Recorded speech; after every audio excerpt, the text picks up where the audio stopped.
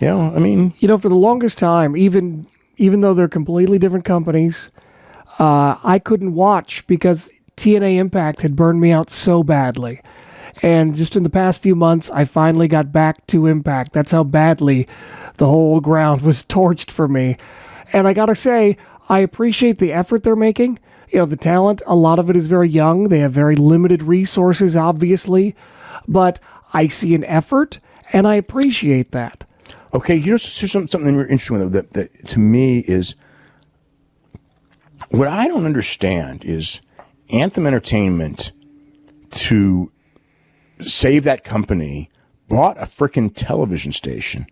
To me, it's like, if you're going to buy a television station, if you're going to go to the lengths of buying a frickin' television station to get your product on the air, why aren't you putting more money into the product itself? Maybe that's I know it's not generating a lot of money, but it's like, you bought if you're going to buy a TV station, then get in the game, and and obviously it's a very high cost game. And the only person who's really gotten in the game, especially now with WWE having so much resources, that escalated everything. The only people who really are in the game, to an extent, AEW's in the game. They're giving top people great money. They've been kind of tighter lately, but they have. They've got a great roster of guys that Vince McMahon would love to have right now. And New Japan, it's not so much that they've broken the bank, although they did for Jericho, but for the most part, what New Japan has going for it is they pay well, but what they have going for them is that they're New Japan Pro Wrestling, and that there is a thing among a lot of wrestlers, and I know them, and it's just like, I know so many guys who, like, if it's everything's equal, New Japan's where they want to go because that's the best wrestling.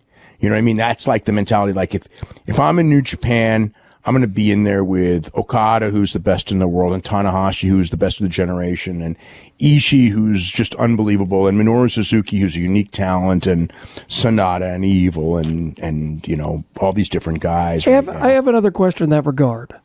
When it comes to talent looking for a place to be, how appealing is it the fact that by and large it seems like New Japan is also very loyal to talent that is loyal to the company?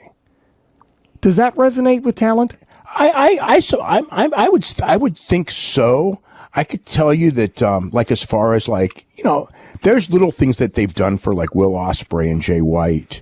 And if you ever talk to them, it's like, I think it's kind of weird, but I understand where fans would do it. But, when with those two guys in particular, when people are like, so when are they going to come to WWF? And it's kind of like, well, I know from talking to Jay, I would say never.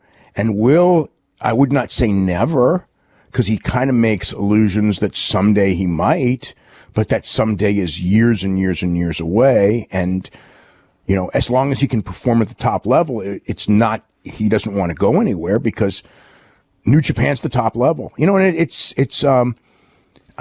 different because there's I don't know. Your priorities become interesting in life. Because there was a feeling that wrestling's all about money, and if it's all about money, you should go to WWE. And I always hear people go like, take the WWE money and all that. And it's like, if you're single and you don't mind traveling, yeah, I could see where that's appealing. And then for some guys, well, I shouldn't say that anymore. Things have changed. But, if the money's so much and you have a family, of course, But, there's people who, look, like, I don't know what Marty Scurll is going to do. I think I've got a pretty good idea. But I can tell you that for life, it's like, I kind of have an idea of what the offer is for Marty from Ring of Honor, and it's that, and it's like, why would anyone go to WWE? I couldn't even fathom if I was Marty Scurll going to WWF, for money, and that throws in money too. It's like you're working a schedule that's you're making WWF money, working 1/3 to 1/4 the dates, with far, far, far easier travel. You still can work New Japan if you want to, and some other places the way that deal's structured.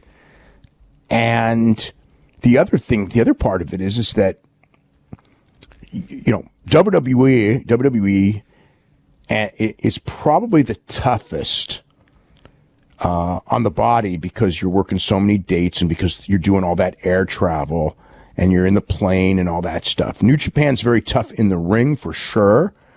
But, I mean, I look at these guys, and I'll give you a perfect example.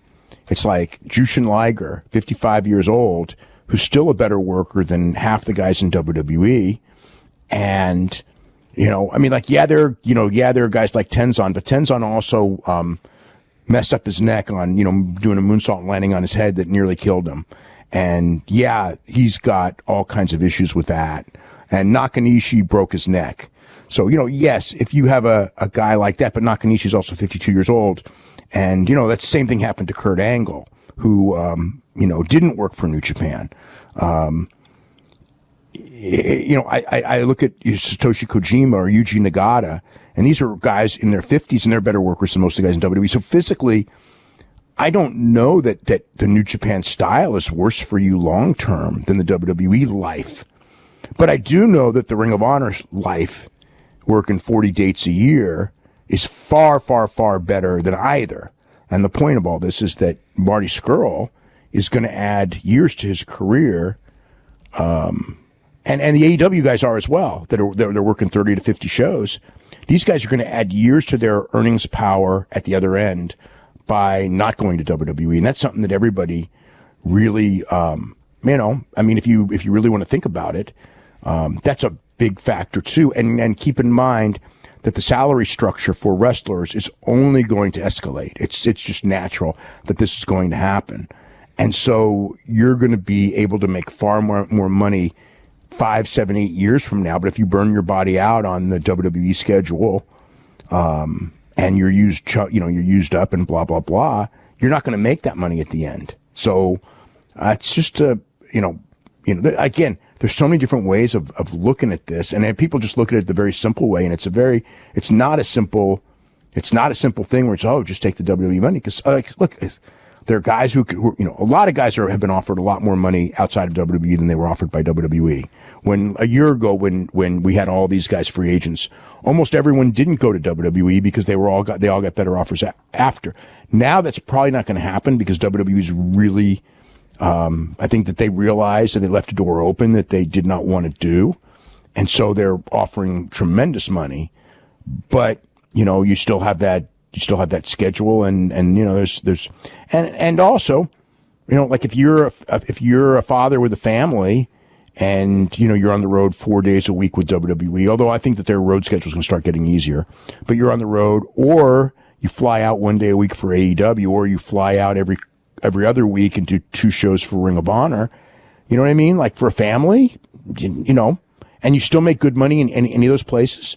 What makes WWE the advantage other than, again, like with New Japan and unlike with Ring of Honor and unlike with AEW because it's new, there's a group of wrestlers, like the real athletic wrestlers all want to go to New Japan because New Japan is where the top matches are and the top talent, the best talent is.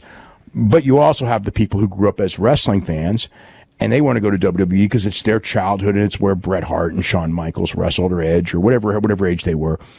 And so there's that for, probably even more wrestlers, the ones who didn't grow up with watching everywhere in the world. The ones who grew up watching everywhere in the world, it's like a lot of them, it's kind of like, Japan's where I want to go. But the ones who only grew up watching American wrestling, yes, of course, WWE is the place to go, and to a lot of people, it's the major league and all that. So you have that, you have a lot of people who fit into that category as well.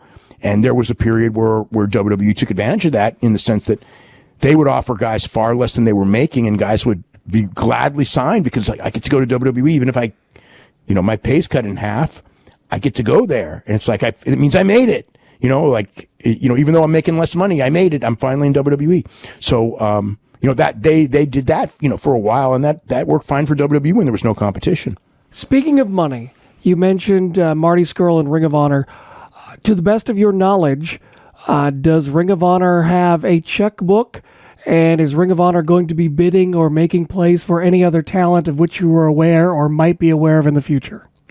I'm sure they will. I just did with Flamita.